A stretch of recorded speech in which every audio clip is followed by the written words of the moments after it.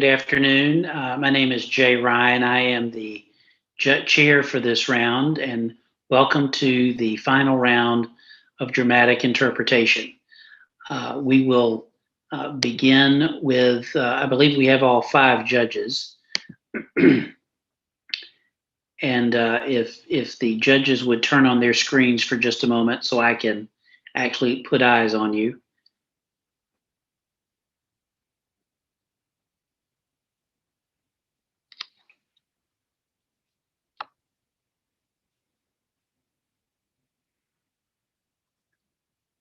Are the judges here?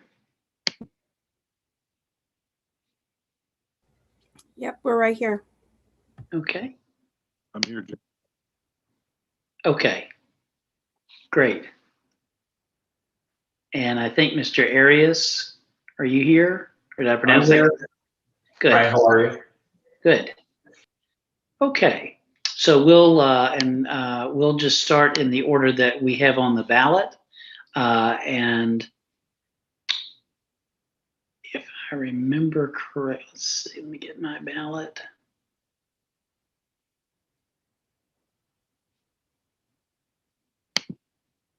So we will begin with the first contestant, number 557, Graham Johnson.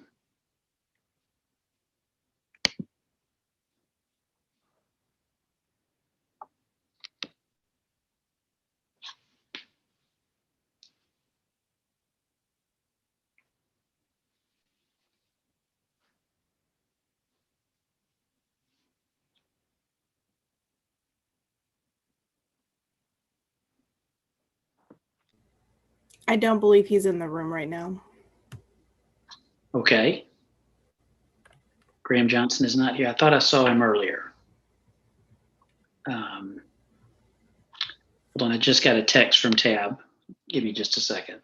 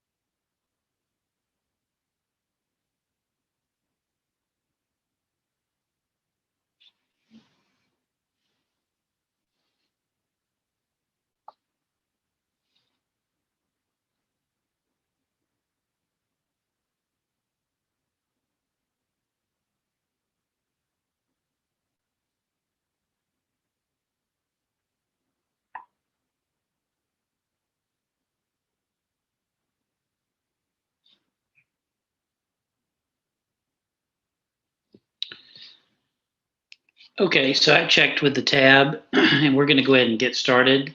But we will begin with our second contestant. So we will begin with contestant 533, Kalani Seymour.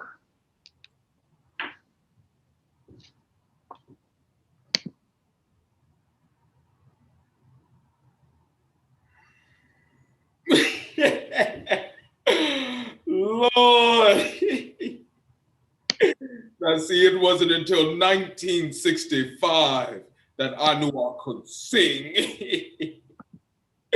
I mean, I guess all us black folk thought we could sing because come Sunday morning, I mean, every single one of us was in the church choir, whether we liked it or not.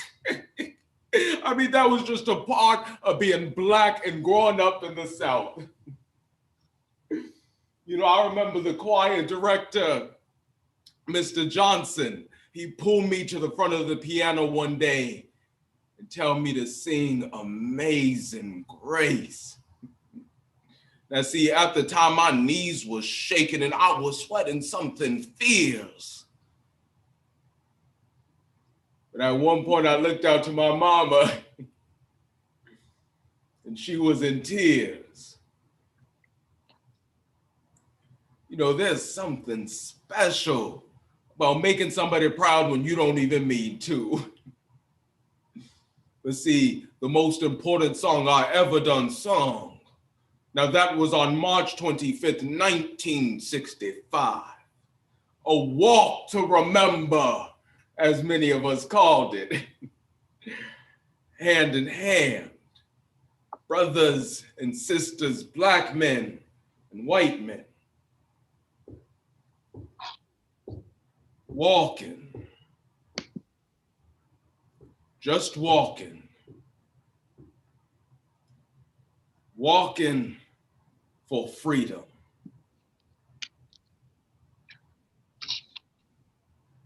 The March on Selma was a turning point in the civil rights movement that resulted in the Voting Rights Act of 1965, a new protection on the black vote.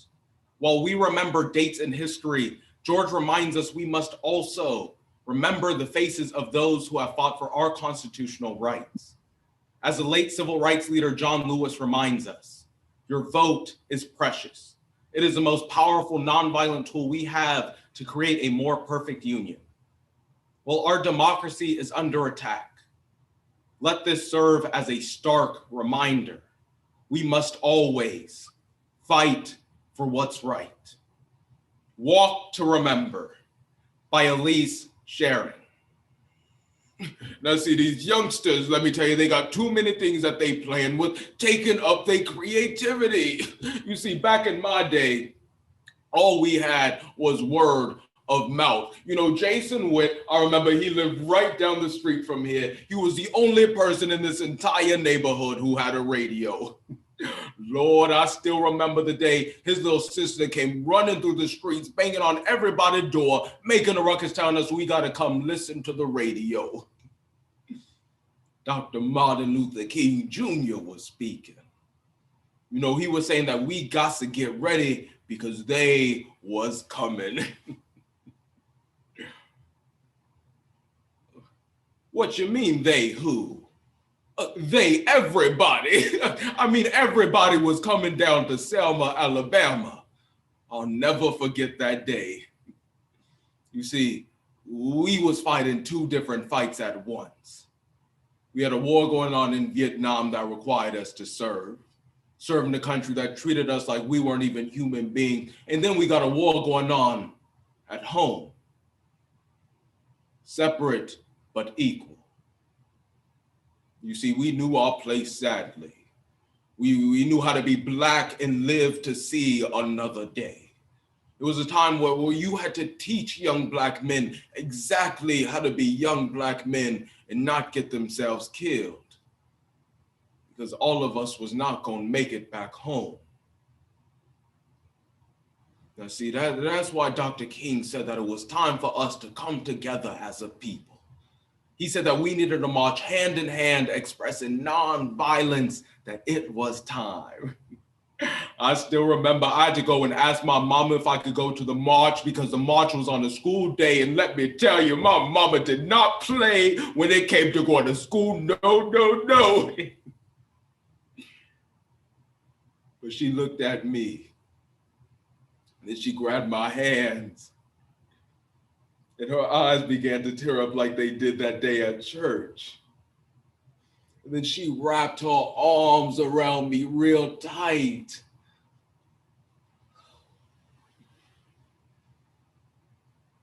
You know, I didn't realize then But the reason why she was wrapping her arms around me so tight was because she knew I might not make it back home.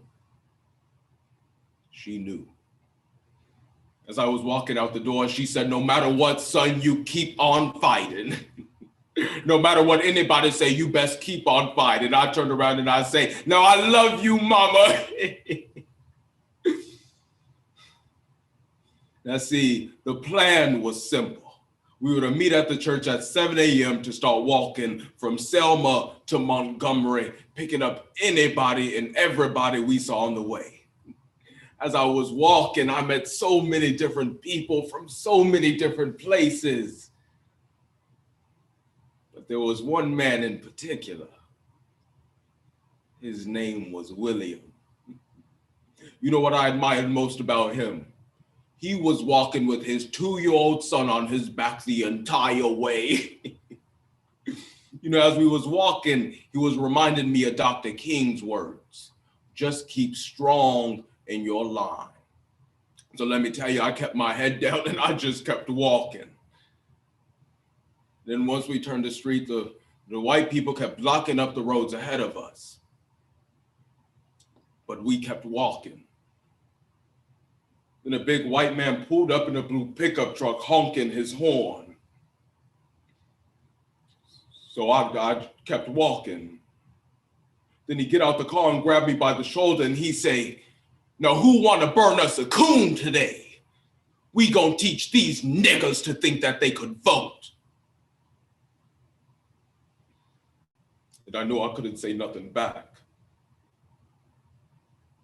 And then he turned around and he grabbed a sheet from the bed of his truck and the lighter from the back of his pocket.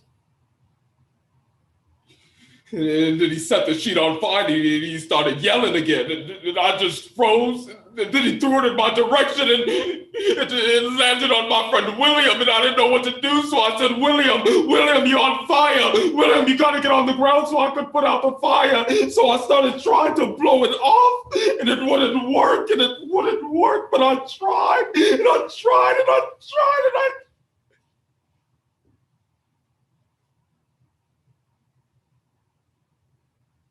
it didn't work. I had to leave my friend and William there. I looked at those people and I said, "How could you hurt a child? We were peaceful protesters."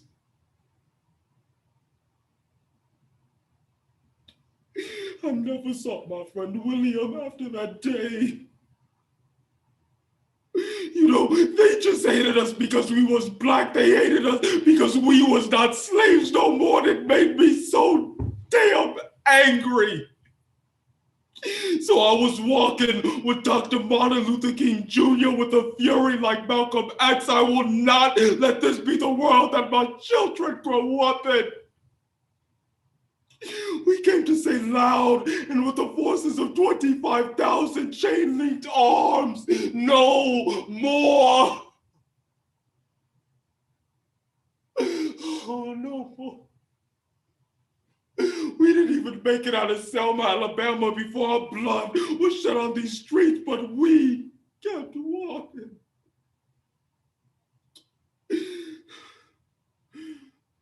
We had to keep on walking. Today is the 25th anniversary of the March on Selma. I promised to my friend William that I'll never forget. So like on that day in 1965, I'm gonna join the men and women of Selma, Alabama, in creating a great chain link of people. Walking. Just walking. Another walk to remember.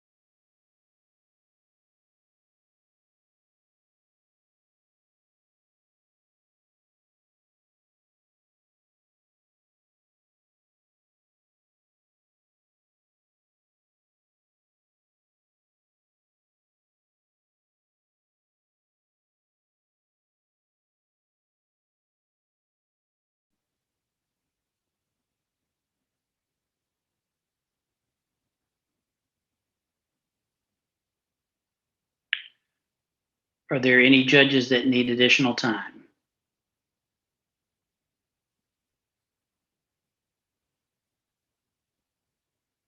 Okay.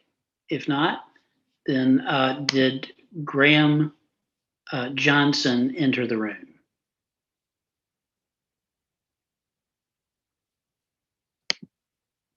No? Okay, so we will go to contestant number 3, number 513, Neely Robertson.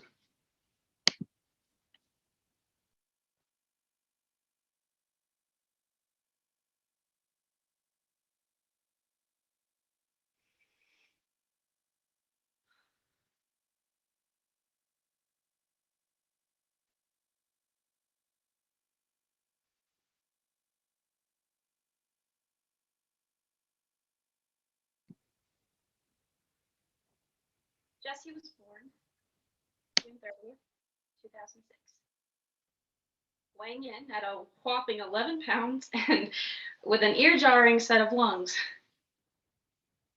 He was definitely a mama's boy who couldn't cuddle enough, and he was also this rambunctious kid who was all boy. I think my favorite times with Jesse were in the mornings. I would always wake him with a song. I woke up this morning with an angel in my bed. He must have been trying to rest his precious head. He said, could I borrow you for something precious to eat? And I said, yes, angels love something sweet. The corners of his cheeks, they would curl into a smile. And then I would kiss his cheeks and start tickling him. A minute later, he would be fully awake and ready to rumble, as he'd say. Let's wrestle, Ma. It was perfection. And I never wanted it to end.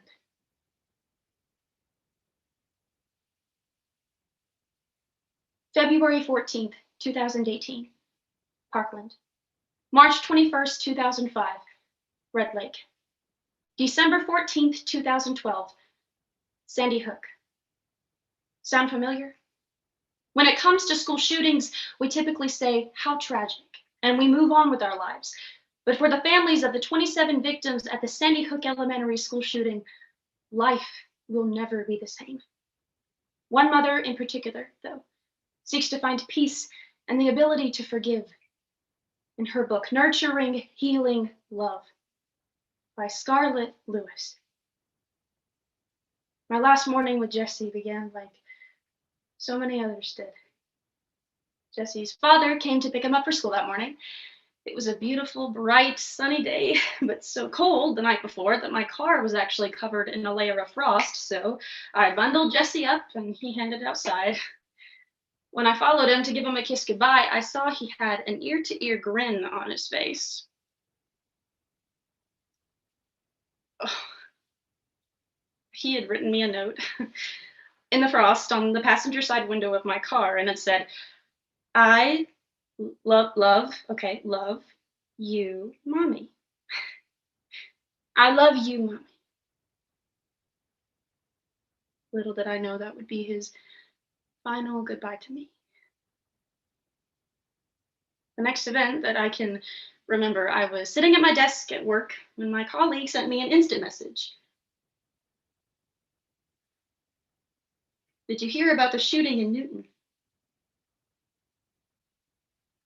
I didn't think anything of it. I mean, this is Sandy Hook. What could happen?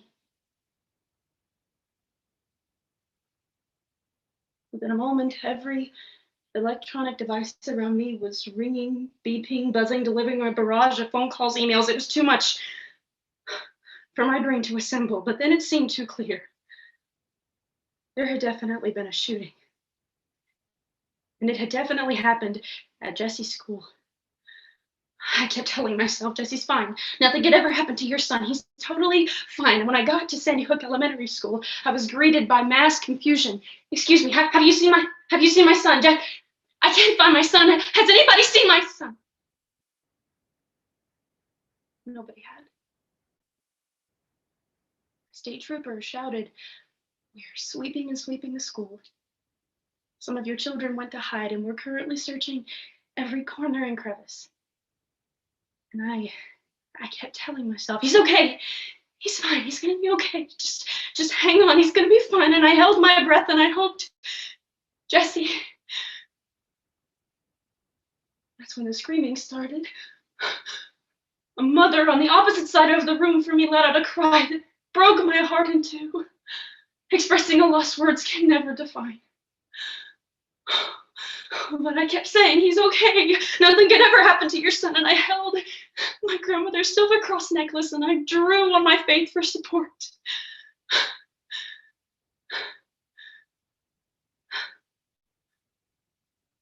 That's when an elderly doctor walked straight towards me in the crowd.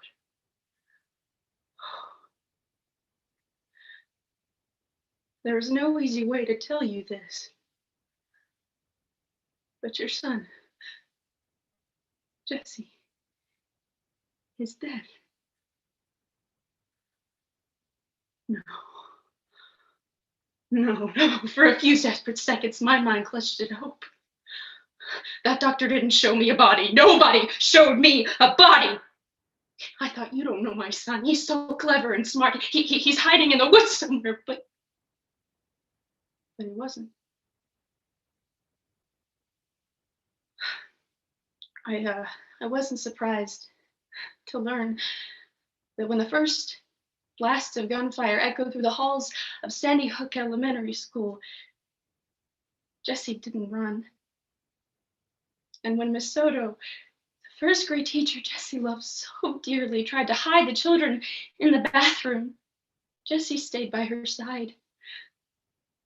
Jesse remained by his teacher even when the gunman entered the classroom and opened fire. And it was then that he did that I am now certain he was put on this earth to do. He saved lives.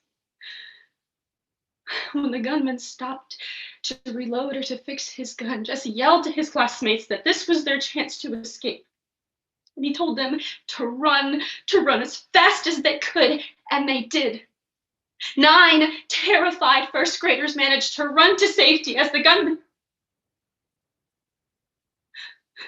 He took aim at Jesse.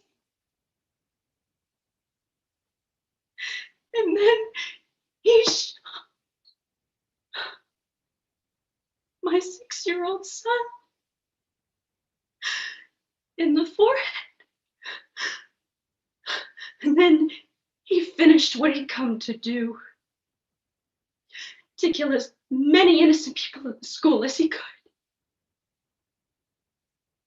He killed 26 in all. 27. When the first responders arrived, they found Jesse's lifeless body on the floor next to the body of Miss Soto.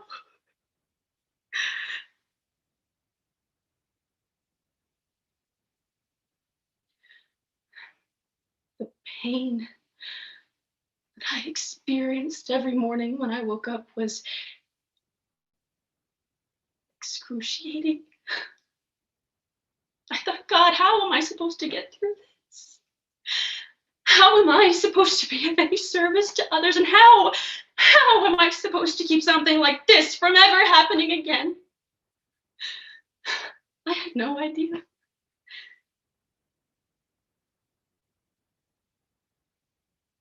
But Jesse did.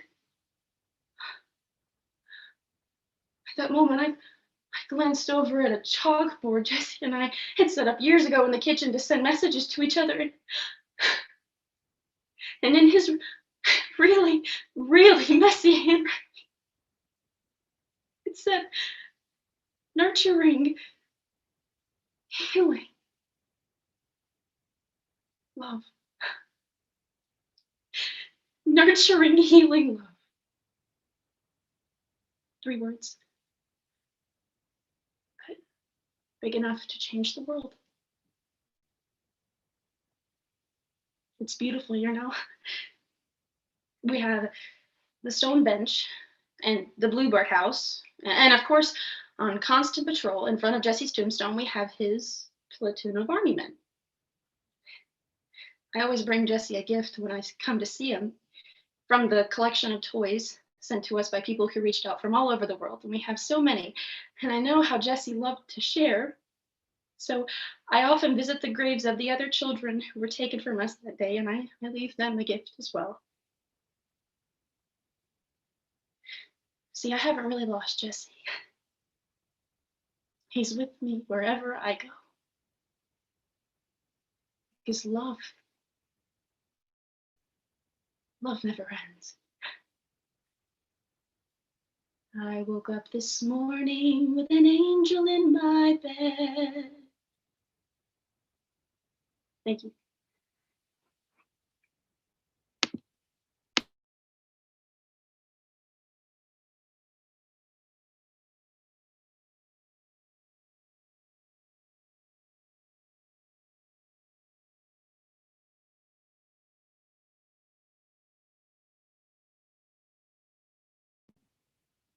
Thank you, Neely. Are there any judges that need additional time?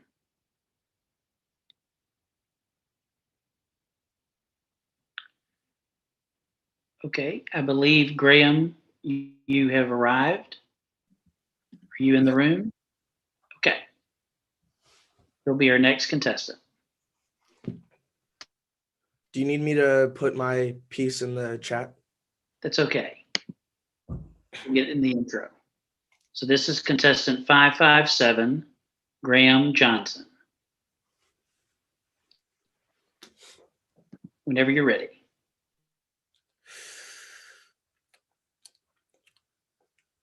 Strawberry shakes rock my world. No kidding. Right now, I can't really think of anything that makes me happier than a friggin' Mickey D's strawberry shake. But, you know, my boys always gave me crap about ordering strawberry. Like it was the pussy's choice or whatever. Well, let me tell you something. Real men drink strawberry. I kid you not. And when you bite into one of these, oh, well, you've died and gone to Big Mac heaven, but let me ask you something. What in the hell is the secret sauce? I mean, who knows? Ronald? Man, I wouldn't ask that freak anything. I'd turn and run the other way in a second, but seriously.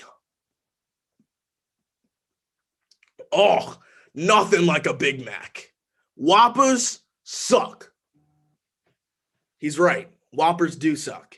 In 17-year-old Apollo's accounts of the night of the incident, he not only reflects on the dangers of peer pressure, but on his own sexuality.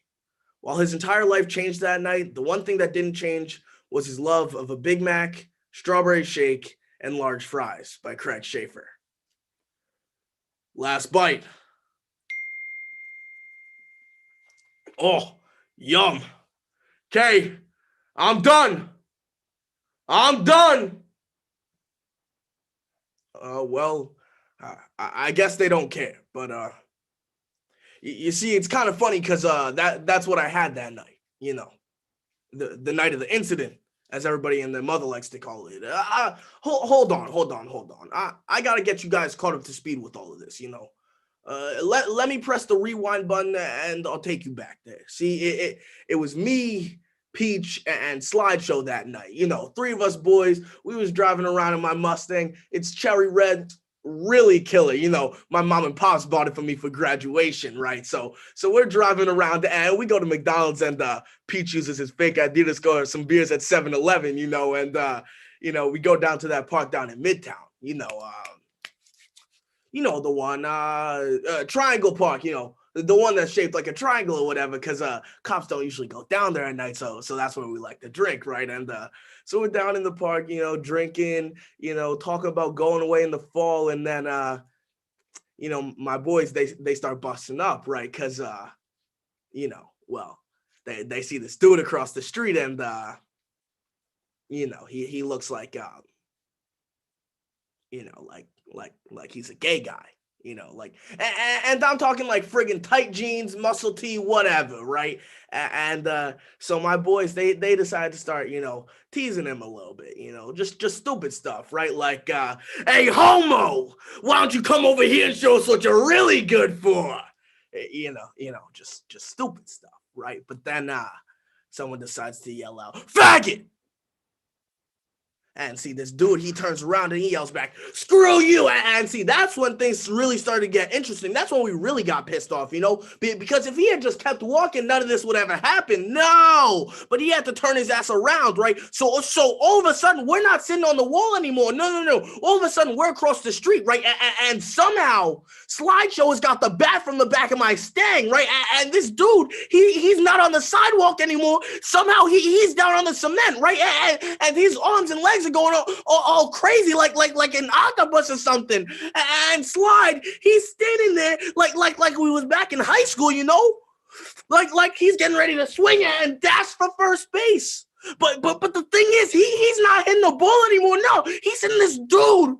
And he swings and hits and swings and hits and swings and hits, and this dude is making all these noises like a wild animal, begging, growling, pleading, all this stuff all at once. And then Peach takes the bat and he swings too, like a bunch of times, you know. And then he turns to me and he says, "Come on, man. You gotta do it, man. Just hit the faggot, man. Just like a pinata, man. Just like a pinata." And I wasn't gonna do nothing, you know. He was pretty beat up already. I thought we should just split, right? But then Slide, he says to me, he says, "What's the deal, Apollo? You feel sorry for the faggot? You want to kiss the queer and make him better? What are you? Queer, Apollo?" And I'm not, of course, you know. And my boys, they know that, but I just got so pissed off that I took the bat, my bat, and I'm standing there and I'm looking at him, and he's pretty beat up, but he can still talk, you know. He can still yap, and he looks at me and he says just one thing. He says, "Tell my mom I love her." I swung the bat, and when it connected, it was like hitting something soft. But then there was this cracking, and I just kept swinging and swinging and swinging.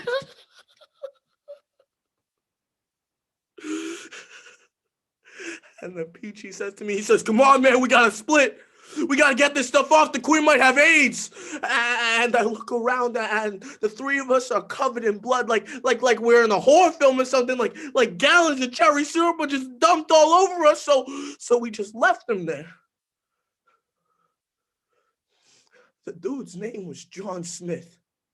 Plain ass name if I've ever heard one. And you want to know something?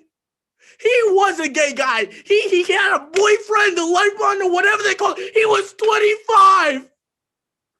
And he died in the ambulance on the way to the hospital that night.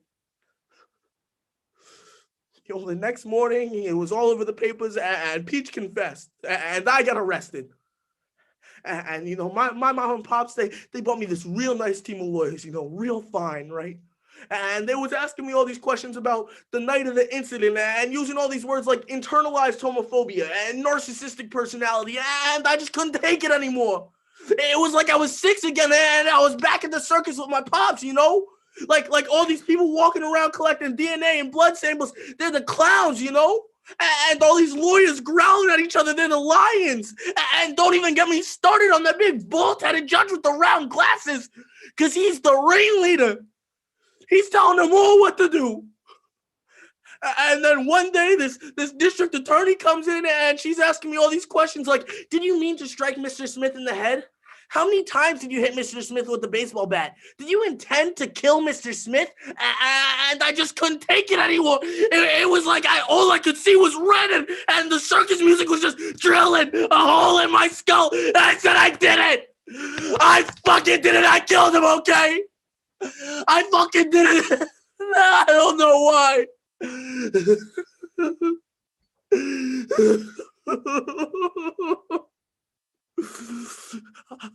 I don't know why.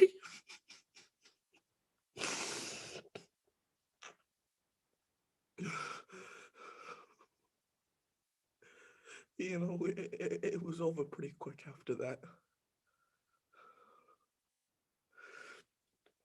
You know, ever since I've been in here, I've been having these weird dreams. It's like I'm in my Mustang and I'm driving, and then all of a sudden I'm at the beach, you know, and he's there. The gay guy, John Smith, he's there, and we start walking along the beach, and he's talking to me, but I can't hear what he's saying. And then we roll up our jeans and we start walking in the water, and then all of a sudden our hands just kind of touch, you know, but not in the gay way. Not in the gay way, not like that, just like he knows something, you know, but I don't know what it is. It's like I've never been to the ocean, but I know exactly what it looks like. You know, you get to hearing about the gas, about the chambers. They say it's like you're drifting out to sea and you never come back. It's like you're drowning. They say you gotta breathe in deep, real deep. You know, I don't want to drown, so that's what I'm gonna do. I'm gonna breathe in deep, real deep. I'm gonna let the sea take me home. Thank you.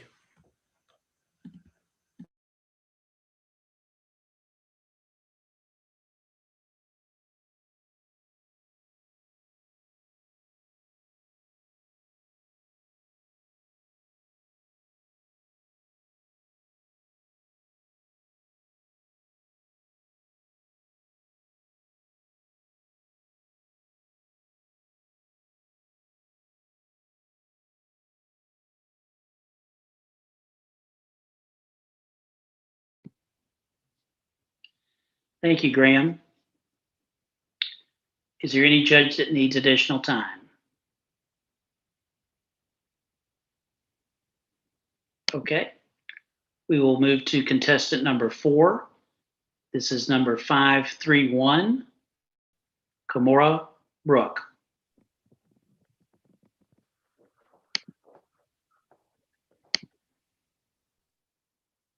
So the full line was, I'll say what? Meow. Me? Gonna owl you. My nails are long, sharp, and ready to slash. Clearly, they were going for the Oscar. Okay, so the idea for the movie was that a white high school squad, the San Diego Toros, got ahead by stealing cheerleader routines from a black team, the East Compton Clovers.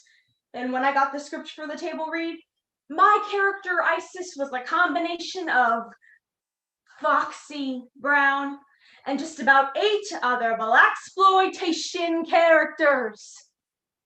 Now, I'm not the most ebonically gifted person, but I could recognize a made-up word when I see one. And I love campy humor just as much as the next person.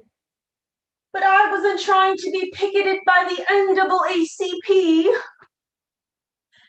Isis's character wasn't supposed to be some ignorant fool. I wanted Isis to be portrayed as a strong girl who wasn't going to let anyone steal from her. Not without some justice.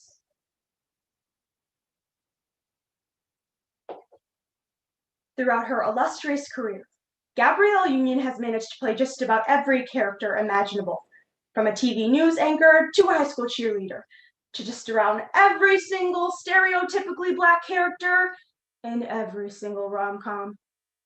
Known for her impeccable dedication to every character she portrays, all pale in comparison to the role she takes on every day, that of an advocate for sexual assault victims.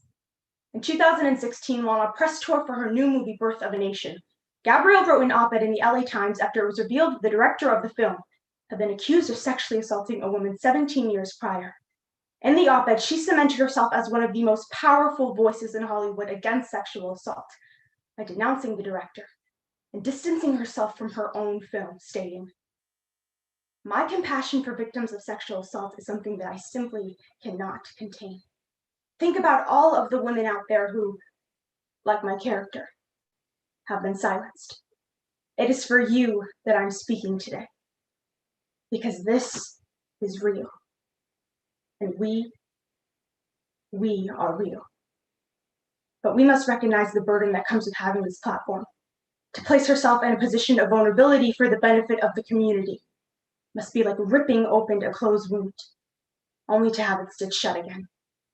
But just as she says in her very own words, this is a lesson that is infuriating and heartbreaking, but mandatory in the world we now live in.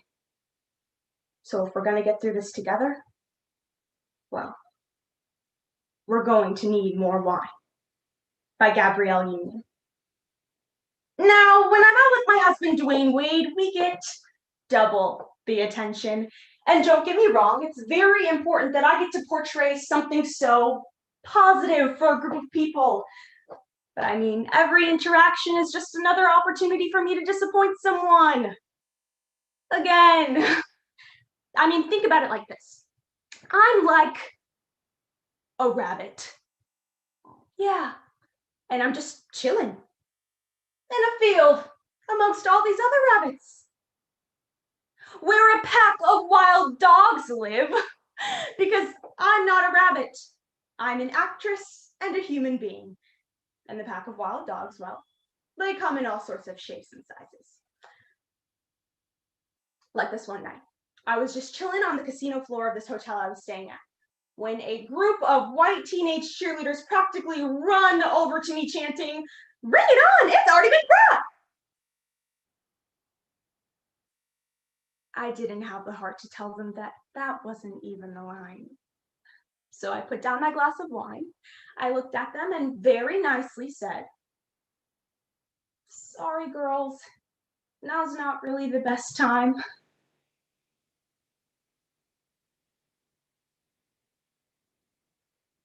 I could practically see the disappointment in their faces. But they tried to produce smiles to let me know that everything was okay. But as they walked away, all I wanted to do was, "I'm sorry, you can come back, we can take pictures and I'll give you autographs, it's all fine, everything is fine."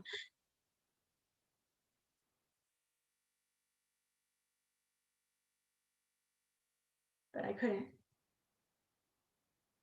And it was just like that night in Payless, when I was practically frozen in fear. I worked at Payless one summer with all of my friends before my freshman year of college. It was just your typical closing night. I was in the back of the store stacking shoes on the shelves when I heard the doorbell chime. "Welcome to Payless. How may I help you?"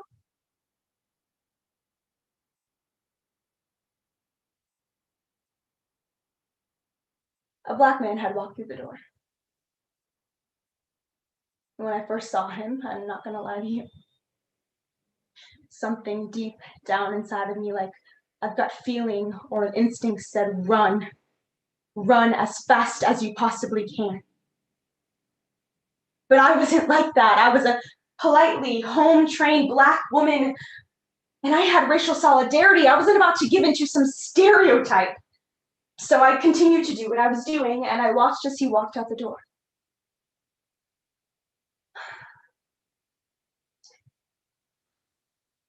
But then the doorbell rang again. "Welcome to Payless. How may I help?"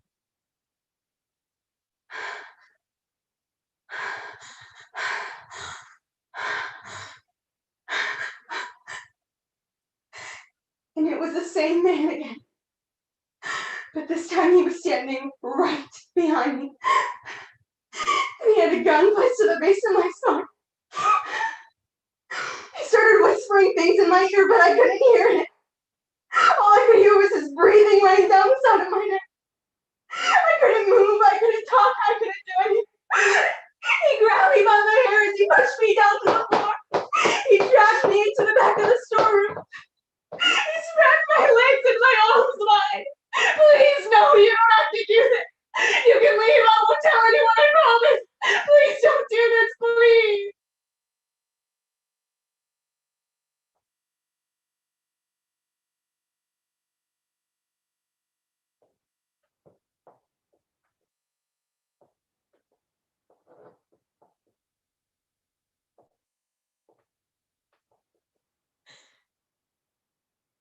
When you are raped, it is like you are trapped on this secluded island. And there's nothing to do. There was no one to talk to. With the accessibility of our future, I can't even keep simple boundaries without disappointing someone. It's the group of little white girls who just want a picture or an autograph, but I can't be what they need me to be. No one understands how many times film celebrities are physically touched and grabbed and fondled. Men and women take pictures with you to get you under the armpit so they can physically feel the side of your boob, and we're supposed to just sit here and take it. I thought I would be safe if I somehow managed to get famous enough or successful enough. If I managed to get over this mountain of assimilation, that maybe I could escape what happened to me. But when I got to the other side, there was just another mountain.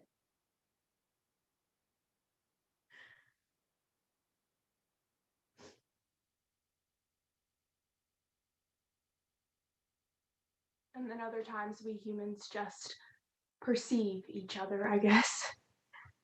I'll be in the restroom washing my hands next to another woman, and she'll take a few glances, which I notice, but I just think she's gonna ask for an autograph or a picture like everyone else. But she never says anything. So as I ready myself to walk out the door, I'll finally turn around, and that's when she'll decide to speak up and say, "Gabrielle." "Me too."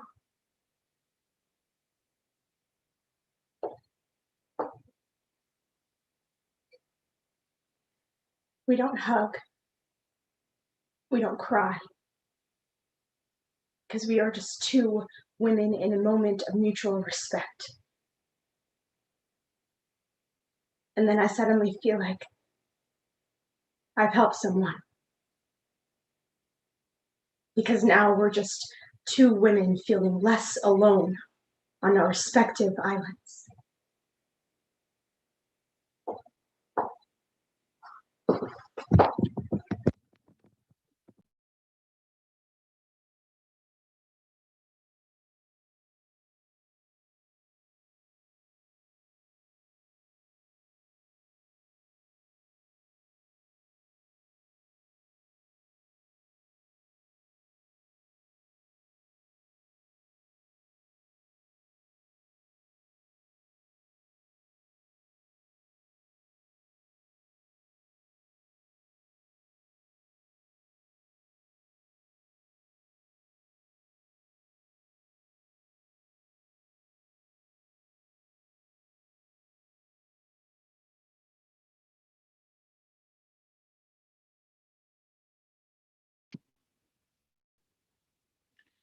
Thank you, Kimura.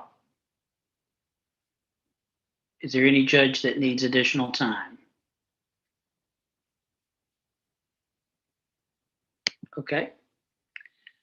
We will now move to contestant number 5, number 502, Nihar Duvuri. Hi.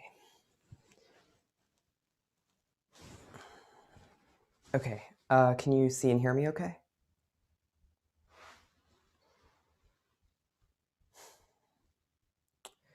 I had been sober for exactly 18 months on April 1st, which was 2 days ago. And, you know, I'd just gotten back all of these things that I lost, like my car, my apartment. And it just seemed like after countless rehabs, I had finally gotten over my drug problem. And yet, here I am, stoned on Ambien, which I stole from that medroom at that rehab. Honestly, I'm just as surprised as you are, right?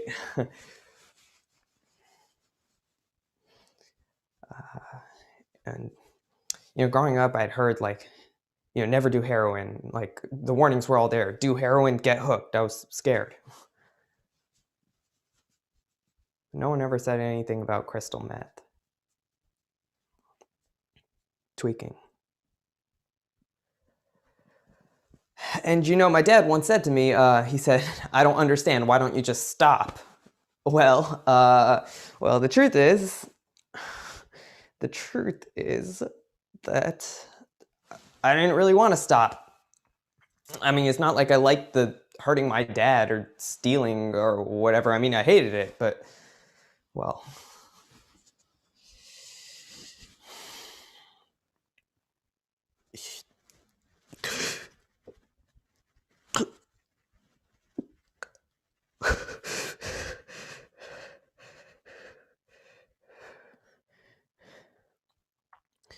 Meth turns my world from black and white to technicolor.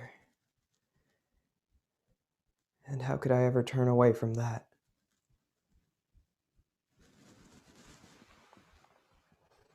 When we can stop, we don't want to. And when we want to stop, we can't. Nick Sheff knows this all too well. In his telling memoir, Nick reveals the harsh realities behind drug addictions and the repercussions in his personal life. Addicted to tweaking, taking methamphetamines, Nick is living on the streets, getting by on drug runs, and simultaneously destroying the relationships in his life. In the past 2 decades, the number of teen deaths from opioids has tripled. How many young men must silently die before we are willing to rectify the flaws in our system? Tweak by Nick Sheff. Sometimes I get this tightness feeling in my stomach, like when I think back to when I was a kid. I remember going on walks with my dad to Fort Point, and I was so small that he would have to shelter me from the cold by hiding me in his sweater, and both of our necks would be popping out of the neckline. And I remember the smell of him, just that indescribable smell of Dad.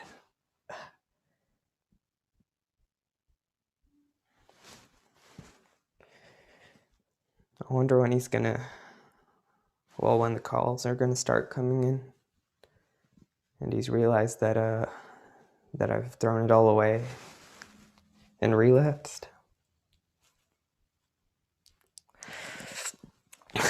Right now, I'm just trying to score some crystals.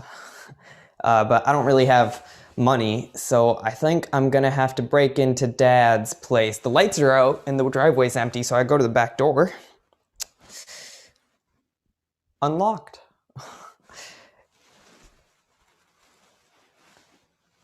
Jesus, I remember these paintings. My stepmom's an artist, so the walls are just covered with giant swirling canvases. Kind of creepy. Well, I go through some drawers, I find what I'm looking for. Money. Hi, Dad. I was just leaving. How'd I get in?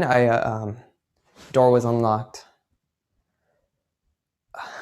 I just needed a couple $100. It's nothing really. I feel like I really got my life put together now, so no, I'm not high right now. I swear I'm not high. Dad, it's just a couple $100, really. And then he says, "Nick, we know you're using again."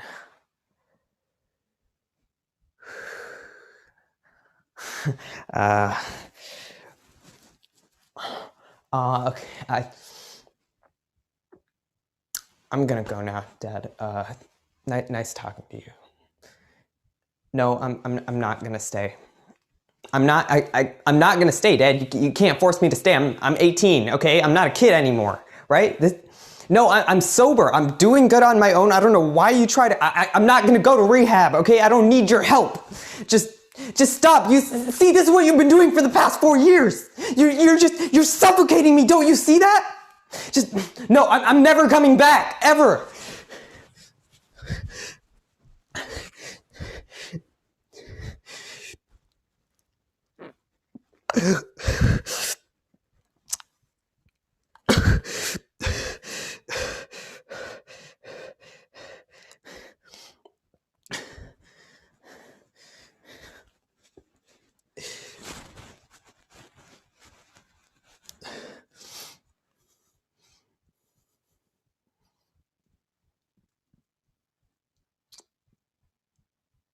I mean, the high, there's nothing like it, really. The high is perfection. And the truth is, I love drugs. I love what they do to me.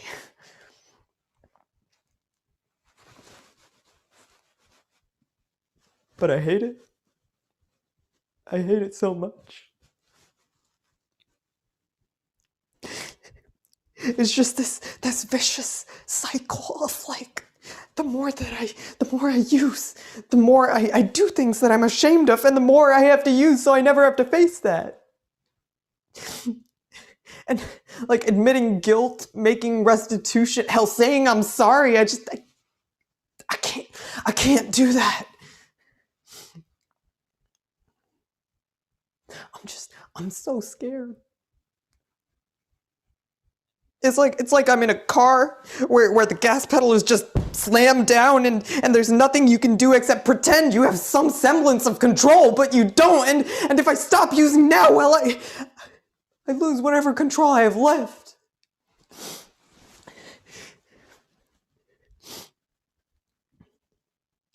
And I can't do that. I can't.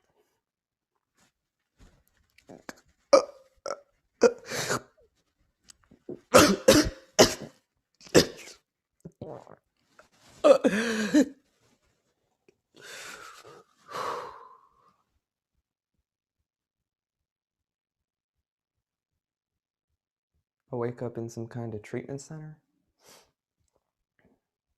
and the nurse tells me that I OD'd, and they treat trauma and chemical dependency issues here. I don't really feel like a trauma survivor, but hey, it beats jail, right? Or I hope it does.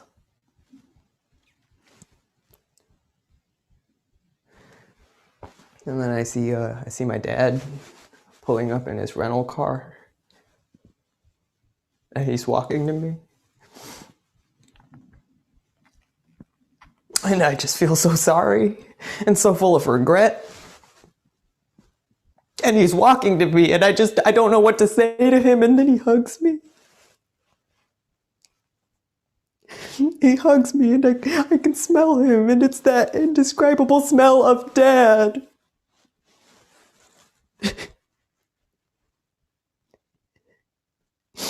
And he says, "You look like you have life in your eyes again."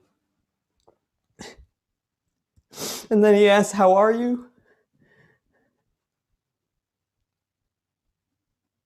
And I think that's the first time someone's asked me that in 4 years.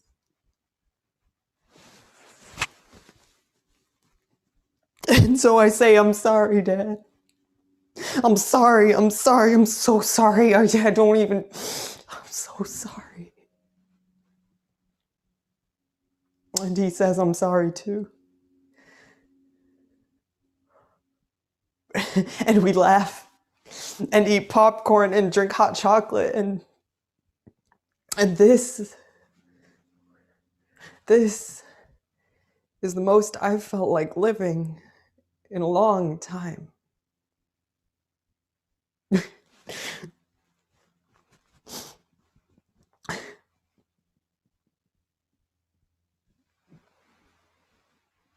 Thank you.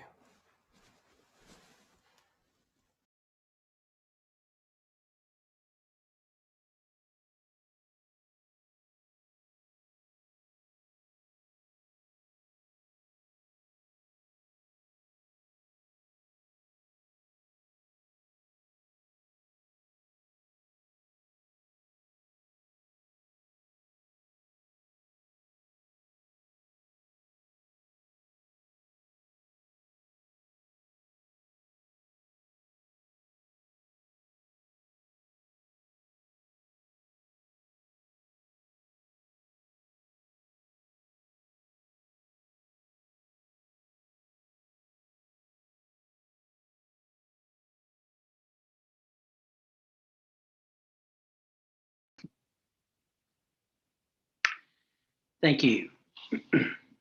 Are there any judges that need additional time? Okay, hearing none. We will now do our sixth contestant, number 509, and I'm not even about to pronounce your name because I will butcher it. We're ready for you. All right.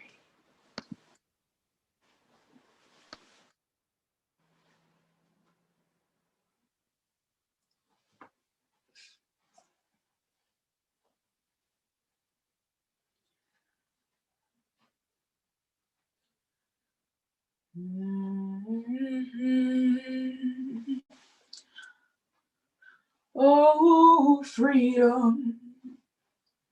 Oh, freedom over me. And before I'll be a... Well, ain't this the berries? What we got here?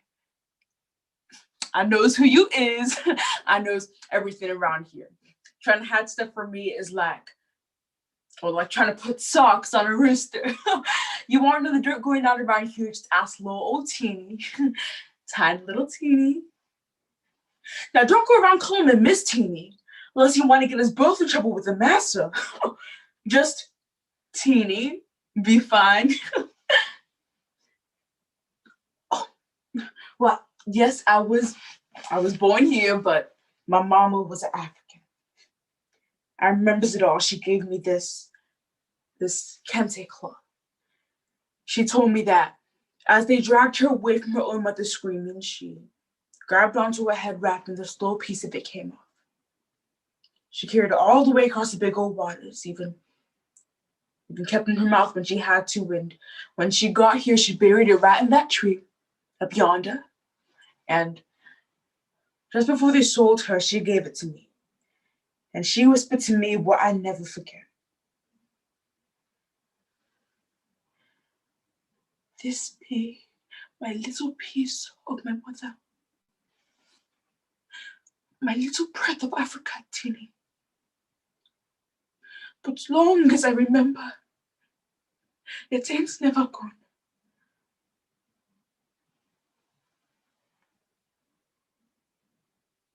Long as I remember, it ain't never gone.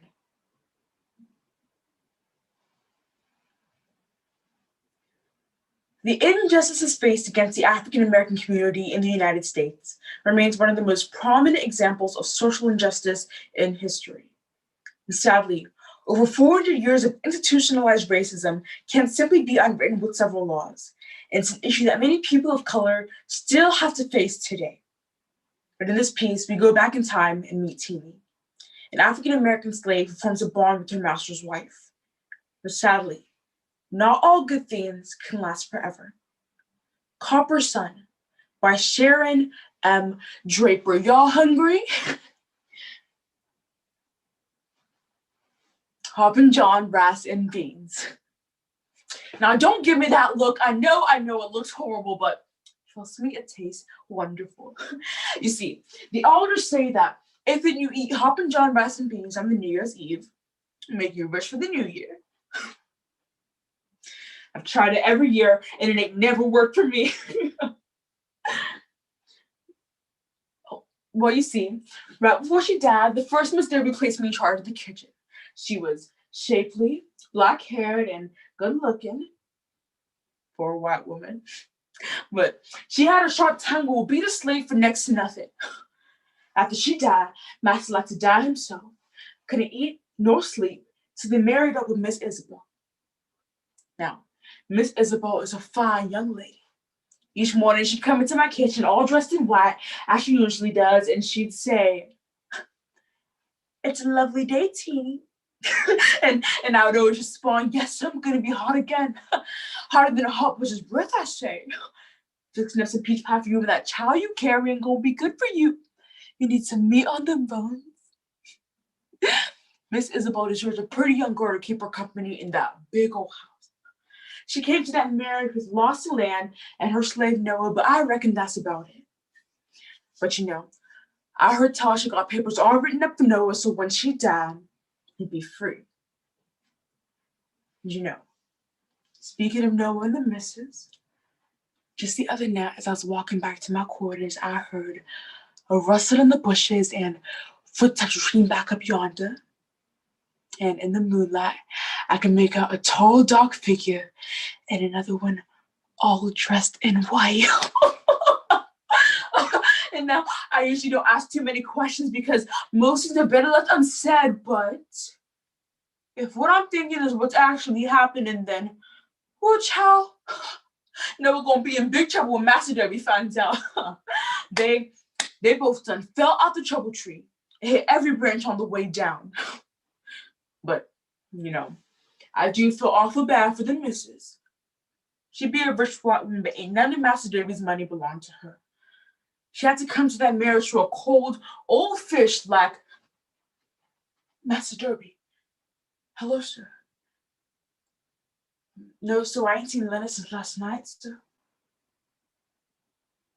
Yes, sir, I do have experience. Oh, yes, sir. Of course, I'll be right up there. Miss Isabel about to have her baby. I hurried up and poured some hot water into a bowl, and then I ran up the steps. And then I opened the door to Miss Isabel's room. Hello there, Miss Isabel. Now, don't worry, we're gonna make sure you and your baby will be just fine. I grabbed a towel and I placed it in the hot water, then I placed it behind Miss Isabel's neck. And as I reached down, I felt her belly and I noticed, oh Lord, baby about to come real quick. Just keep breathing, Miss Isabel. Yes, yes. I noticed black curly hair and brown, beautiful, gorgeous eyes. Just like her mama.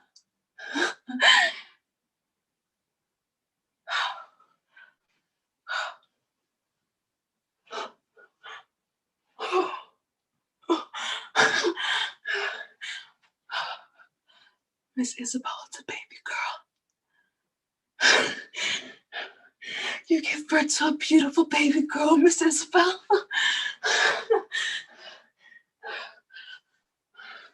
As I grabbed another towel and began to wipe off the fluids on the baby, I began to notice,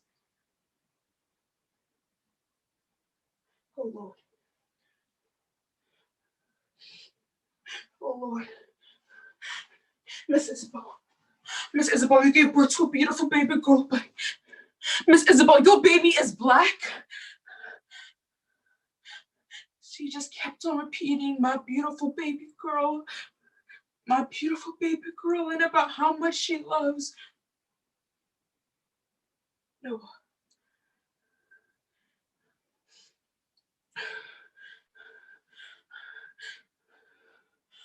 Tell you what, Miss Isabel, Mary Jane just gave birth to a baby about 3 months ago.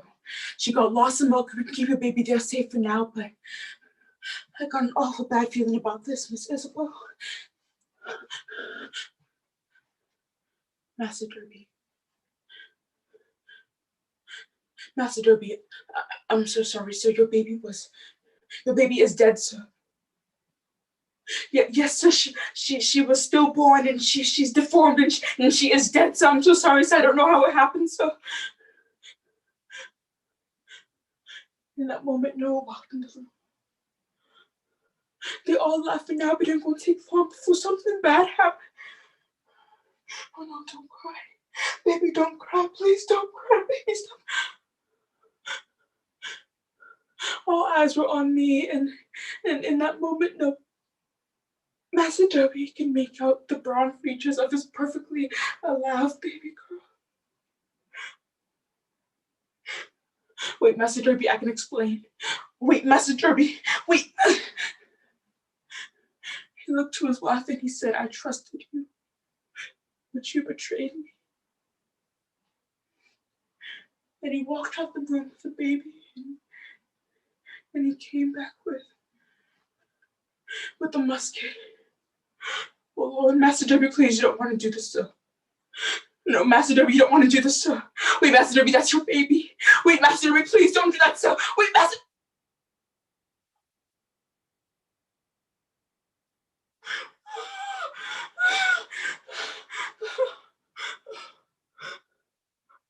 Wait, Master Derby, please don't do that. Please don't do this. Oh, wait. And I watched as Noah's body fall to the floor. Wait, Master Derby. Wait, Master Derby, I just wanted to help your wife, sir. Please, Master Derby, I didn't mean to betray you. Wait, please don't sell me. Wait, Master Derby, please, wait. Wait, Master.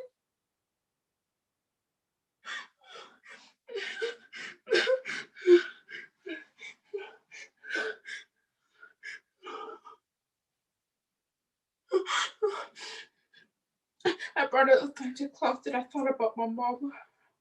And Miss Isabel on the floor with her baby and with Noah. You know, long as I remember, it ain't never gone. Long as I remember.